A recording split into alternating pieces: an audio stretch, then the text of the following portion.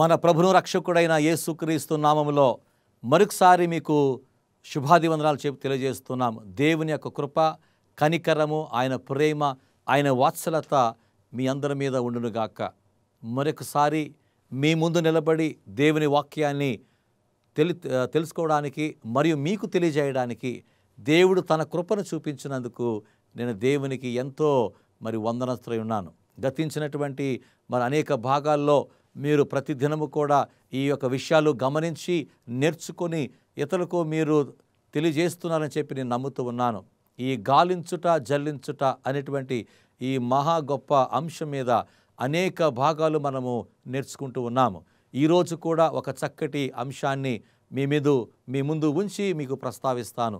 దేవుడి యొక్క అత్యంత కృప కనికరము మనకుండి ఆయన యొక్క జ్ఞానము బట్టి మనము కూడా చక్కటి ఆలోచన కలిగి వివేచన కలిగి లోతైనటువంటి భావాలు తెలుసుకోవడానికి దేవుడు మనకు కృపను చూపించునుగాక.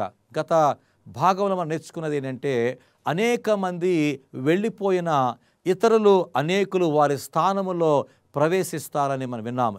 Although many will leave, many others will enter and take their places. That's the first thing that we learned. And also we talked about precious ones will enter. అయితే ప్రశస్తమైన వారు ప్రవేశిస్తారు. గమనించారా? మనం నేర్చుకున్నాం. మరొకసారి నెమరు వేసుకుందాము. ఎవరైతే సంఘాన్ని, సంస్థలను లేకపోతే ఈ సత్యాన్ని విడిచి వెళ్ళిపోతారో, సబ్బాతు సత్యాన్ని విడిచి వెళ్ళిపోతారో, క్లిష్ట పరిస్థితుల్లో వెళ్ళిపోతారో, క్లిష్ట పరిస్థితుల్లో వెళ్ళిపోయినప్పుడు ఏం జరుగుతుంది? అనేక మంది ప్రశస్తమైన వారు వారి స్థానములో చేరతారని చెప్పి మనం తెలుసుకున్నాం. గమనించండి, ఇది ఎంత గొప్ప సత్యమో. కాబట్టి మనము చక్కటి వాక్యాన్ని నేర్చుకుందాము. సంఘమును జల్లించే పరీక్షా సమయమున ప్రభు యొక్క నమ్మకమైన దాసులు, సేవకులు కంటికి కనపడతారు. బయలుదేవతకు మోకాళ్ళు వంచని ప్రశస్తమైన వారు, అయితే బయలుదేవతకు మోకాళ్ళు వంచని ప్రశస్తమైన వారు ప్రస్తుతము దాచబడి ఉన్నారు. అనేకులు రహస్యములో ఉన్నారు. ప్రియులారా, మనం అనుకోవచ్చు మేము మాత్రమే క్రైస్తులం, మేము మాత్రమే సత్యాన్ని అన్వేషిస్తున్నాము, మేమే సబ్బాతు ఆచరిస్తున్నాము, మేమే ఆలయానికి వెళుతున్నాము, మేము తప్ప ఎవరు దేవుని ఆరాధించటం లేదు అనుకోవచ్చు. గమనించండి, మనకు నిజమైన వాస్తవమైన నమ్మకమైన దాసులు వారు ఇంకాను దాగి ఉన్నారు. వాళ్ళు బయటపడలేదు. సమయం వస్తుంది బయటపడతారు. టెస్టిమోనీస్ వాల్యూమ్ 2 పేజ్ 80లో ఈ విధంగా రాయబడి ఉంది. But it may be under a rough and uninviting exterior the pure brightness of a genuine Christian character will be revealed. I repeat, but it may be under a rough and uninviting exterior, the pure brightness of a genuine Christian character will be revealed. In the daytime, we look toward heaven, but do not see the stars. They are there, fixed in the firmament, but the eye cannot distinguish them. In the night, we behold their genuine luster. అయితే తెలుగులో ఈ ఒక చక్కటి ఆలోచన ఏంటి తెలుసా అండి? నిజమైన ప్రకాశమైన క్రైస్తవ గుణము. ఏమన్నారు?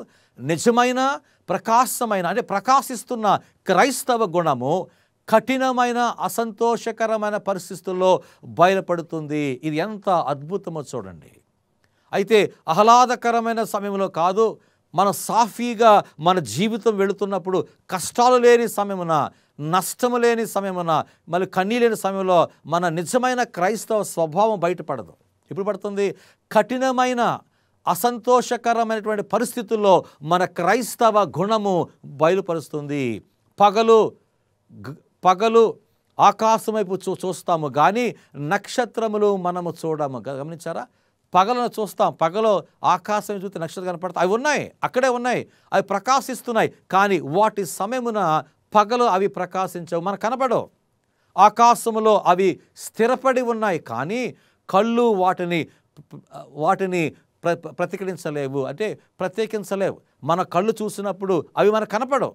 రాత్రి వేళ వాటి నిజమైన ప్రకాశము కనపడుతూ ఉంది. ఎంత అద్భుతమైనటువంటి ఆలోచన చూడండి.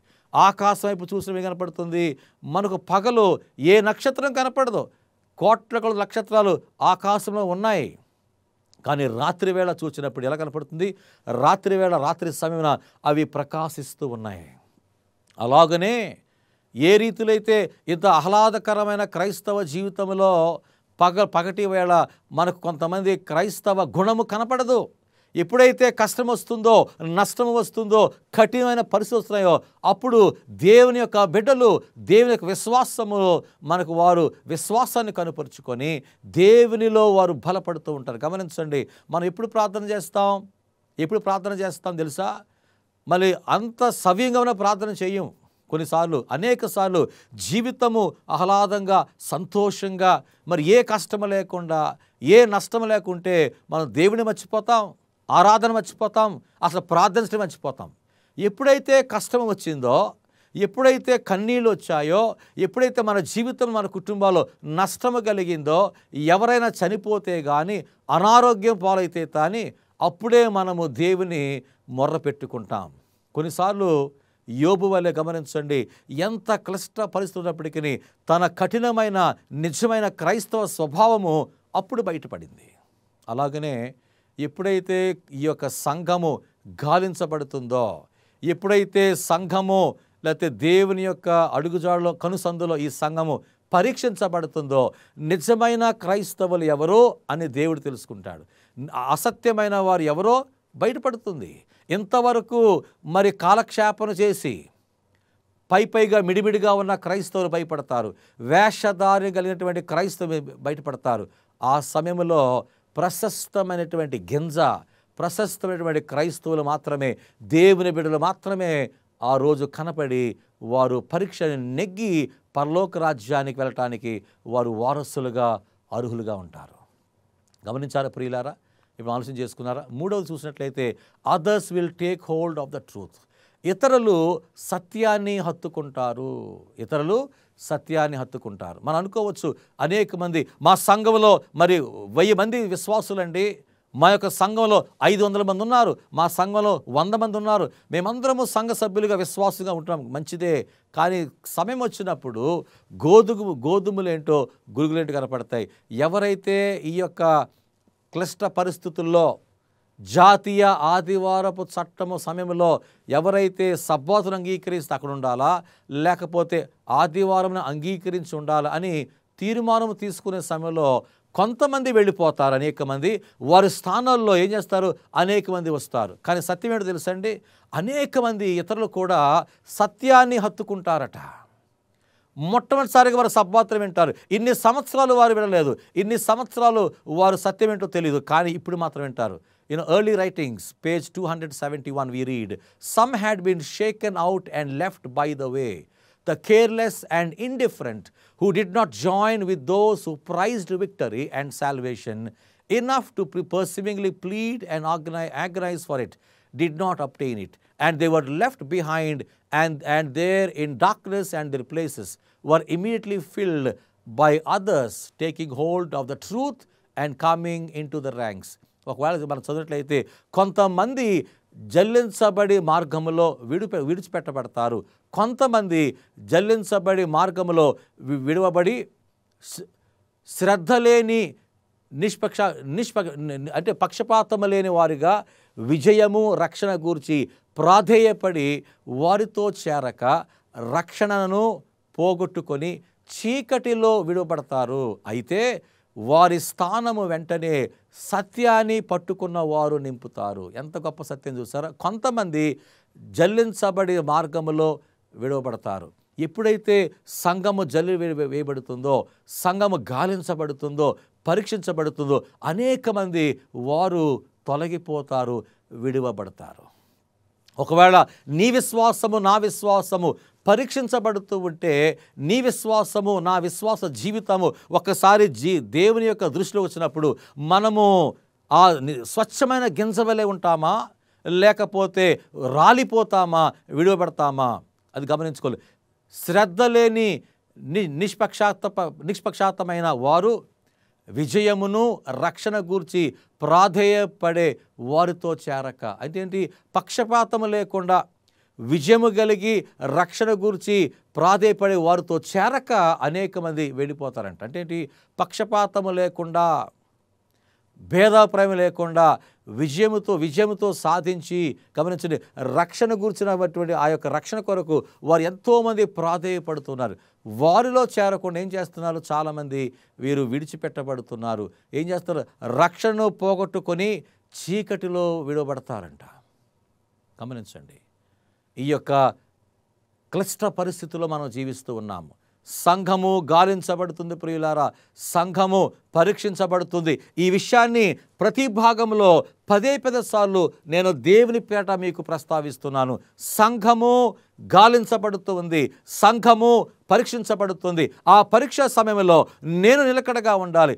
ఎవరైతే రక్షణ గురించి వారు ప్రాధేయపడి రక్షణలో ఉన్నారో వారితో కూడా మనము మమేకమై ఉండవలసి ఉన్నట్టుగా చూస్తున్నాము. మన ఎటువంటి ఆలోచనలు మనము ఆలోచించకుండా గమనించండి ప్రియులారా, నమ్మకమైన దాసులుగా ఉండాలని దేవుడు కోరుకుంటున్నాడు. ఆలోచన చేద్దాం. మీ విశ్వాసము మన విశ్వాసం ఏ రీతిది? మన క్రైస్తవ జీవితంలో దేవునికి ఎంత ప్రాధాన్యతను మనం ఇస్తూ ఉన్నాము? మన క్రైస్తవ జీవితంలో దేవుని కొరకు ఎంత సమయాన్ని వెచ్చిస్తూ ఉన్నాము? మన క్రైస్తవ జీవితంలో సంఘానికి ఎంత మన యొక్క సమయానికి కేటాయిస్తున్నాము? మన క్రైస్తవ జీవితంలో దేవుని వాక్యానికి ఎంత ప్రాధాన్యత ఇస్తున్నాము? మన క్రైస్తవ జీవితంలో మరి కుటుంబ ప్రార్థనకు ఎంత విలువనిస్తున్నామో దేవుడు గమనిస్తున్నాడు ప్రియులారా. ఇవన్నీ కూడా మనకు దోహదపడతాయి. క్రైస్తవ జీవితంలో ఎప్పుడైతే మనము నిలకడమైనటువంటి ఆ యొక్క క్రైస్తవ అనుభవం కలిగి ఉన్నామో, ఎప్పుడైతే మనం దేవుని ప్రజలతో ఉన్నామో, దేవుడు మనల్ని గట్టిగా పట్టుకొని మనల్ని దీవిస్తాడు. గమనించండి, అనేక మంది వెళ్ళిపోతారు సత్యాన్ని విడిచి, కానీ మనకు ఎప్పుడూ అధైర్యం చెందవసరం లేదు. నేనే మార్గమును సత్యమును జీవన అన్నాడు ప్రభు. అందుకే దేవుని మీద ఆధారపడి ఆయన సత్యములో ఉండి ఎల్లప్పుడూ ఆయన చిత్తానుసారంగా చేసినట్లయితే సత్యమును పట్టుకున్న వారు మన ఎల్లప్పుడూ కూడా మనతోనే ఉంటారు. ఇతరులు వెళ్ళిపోయినప్పటికీ అనేకులు మనతో చేరతారని చెప్పి చక్కటి వాక్యం రాయబడింది. ఇంకో మూడో విషయం ఏంటంటే, many will come from the ranks of the enemy. చూసారా, many will come from the ranks of the enemy. While people are leaving the churches and the truth, many others who were once our enemies will join our own church. అపవాది గుంపు నుండి అనేకులు వస్తారు. ఇది ఎంత అద్భుతమో చూడండి. ఇంతవరకును అపవాదులు అనుకున్న వాళ్ళు, ఇంతవరకును మనకు శత్రువు అనుకున్నవారు, ఇంతవరకును మన వ్యతిరేకస్తులుగా ఉన్నవారు మొట్టమొదటిసారిగా సత్యాన్ని విన్నప్పుడు, జాతీయ ఆదివారం చట్టం అమలుకు వచ్చినప్పుడు, మొట్టమొదటిసారిగా సబ్బాతు ఏమిటో అని విన్నప్పుడు, సబ్బాతు 7వ దినము అని విన్నప్పుడు, 7వ దినము పరిశుద్ధ దినము అని విన్నప్పుడు, దాన్ని ఆచరించాలని వారు తెలుసుకున్నప్పుడు ఏం చేస్తారు వాళ్ళు? అనేక మంది వారి సంఘాలని విడిచిపెట్టి, ఆ అసత్యమైన బోధన విడిచిపెట్టి, వారు బోధకులు విడిచిపెట్టి మనలో చేరతారట. ఎవరు? అపవాది గుంపు నుండి అనేకులు వస్తారు. గమనిద్దాం, ఈరోజు అపవాది గుంపులో అనేక మంది నిజమైన క్రైస్తవులు ఉన్నారు. అపవాది గుంపులో అనేక మంది కొట్టుమిట్లాడుతూ ఉన్నారు. అపవాది గుంపులో అనేక మంది మరి సత్యం ఏమిటో అని ప్రయత్నం చేస్తున్నారు. అపవాది గుంపుల్లో అనేక మంది మరి నిజమైన దేవుడు ఎవరో, ఆ సత్యం ఏమిటో తెలుసుకోవడానికి ప్రయత్నం చేస్తున్నారు. ప్రియులారా, ప్రార్థన చేయండి. ఎందుకో తెలుసా? ఎప్పుడైతే మనం ప్రార్థన చేస్తూ సంఘానికి మనము వెనుబుంటుగా ఉంటామో, ఎప్పుడైతే మన కుడిభుజంగా ఉంటామో, వెనుపొస్సుగా ఉంటామో, ప్రజలు సత్యాన్ని తెలుసుకొని వస్తారు. That's a very good truth. Many will come from the ranks of the enemy. Testimonies volume 8 page 41 paragraph 1 ఇవి చెప్తున్నాడు. Standard after standard was left to trail in the dust as company after company from the Lord's army joined the foe, and tribe after tribe from the ranks of the enemy united with the commandment-keeping people of God. What a wonderful thing, right? Standard after standard was left to trail in the dust as company after company from the Lord's army joined the foe, and tribe after tribe from the ranks of the enemy united with the commandment people of God. తెలుగులో ఈ యొక్క చక్కటి ఆలోచన వాక్యాన్ని చూస్తే, ప్రమాణములు మట్టిలో వదిలేసి కదా, ప్రమాణములు మట్టిలో వదిలేసి ప్రభు సైన్యములో నుండి గుంపులుగా శత్రువుతో చేరగా. ఎంత విచారం చూడండి. అయితే దేవుని యొక్క ప్రమాణాలు, దేవుని యొక్క సిద్ధాంతాలను, దేవుని యొక్క సత్యాలను, మరి దేవుని యొక్క నియమాలు చట్టాలను వారు విడిచిపెట్టి, అంటే అర్థం ఏమిటి, ఎంతవరకు సంఘములో ఉన్నవారు, ఎంతవరకును అనేక ప్రమాణములతో ఉన్నవారు సంఘములో నాయకత్వం వహించి సంఘ కాపురులుగా ఉండి, సేవకులుగా ఉండి, విశ్వాసులుగా ఉండి ఇన్ని సంవత్సరాలు ప్రమాణాలతో ఉన్నవారు ఏం చేస్తారు, గుంపులు గుంపులుగా ప్రభు సైన్యములో నుండి ఎక్కడ వెళ్ళిపోతారు, వాళ్ళు ఎక్కడ వెళ్ళిపోతారు, శత్రువులతో చేరతారట. ఇది చాలా చాలా బాధాకరం విషయం కదండి. గుంపులు గుంపులుగా ఎక్కడికి వెళ్తున్నారు, సత్యాన్ని విడిచిపెట్టి, ప్రభువుని విడిచిపెట్టి, ప్రభుతో ఉన్నటువంటి సేవకులను, విశ్వాసులు విడిచిపెట్టి మన శత్రువులతో వారు చేరతారు. మన శత్రువులతో వారు చేపట్టుకొని వారు నడిపిస్తూ ఉంటారు. ఎంత విషాదకరమైన విషయం గమనించి ఇంకేమన్నా చూడండి. అయితే శత్రువు గోత్రముల నుండి అంటే ఏంటి, మన శత్రువు సాతాను ఎవరితే లేకపోతే సాతాను చేత ఎంపిక చేయబడి అనేకమైనటువంటి అబద్ధపు మరి సంఘాల ఉండే, అసత్యకరమైనటువంటి సంఘాల ఉండే, బోధకులు ఉండి వారి నుండి శత్రువు గోత్రము నుండి అనేక మంది దేవుని ఆజ్ఞలను ఆచరించే ప్రజలతో ఏకమవుతారు అన్నాడు. ఒకవైపున మనలో నుండి, మన సంఘాల నుండి, మన సత్యంలో ఉన్న వారు అనేక మంది గుంపులు గుంపులుగా శత్రువుల వైపు వారు మొగ్గు చూపి వారితో చేరితే, సాతాను గుంపులో నుండి, సాతాను గోత్రం నుండి, సాతాను వైపు అంటే ఎంతకాలము వెలుగులో లేక, ఎంతకాలము సత్యంలో లేక, ఎంతకాలము సబ్బాతును ఆచరించకుండా, ఎంతకాలము ధర్మశాస్త్రం ఆచరించకుండా, ఎంతకాలము వారు సత్యములోనే లేకుండా ఉన్నవారు మొట్టమొదటిసారిగా సత్యాన్ని విన్నప్పుడు, మొట్టమొదటిసారిగా సత్యాన్ని అన్వేషించినప్పుడు, మొట్టమొదటిసారిగా సత్యం వారి చెవిలో ఉన్నప్పుడు గమనించండి, వారు ఎంతో సంతోషించి, ఎంతో వారు ఆనందించి, వారు ఆ సంఘాలను కానీ అసత్యమైన బోధకులను విడిచి సబ్బాతును ఆచరించే దేవుని యొక్క ఆజ్ఞలను గైకొనే ప్రజలతో వారు మమేకమై, వారు జతపరచబడి వారు ఏకమవుతారని దేవుని వాక్యం సెలవిస్తుంది. ప్రియులారా గమనించండి ఎంత గొప్ప సత్యమో. So there is a shift on both sides.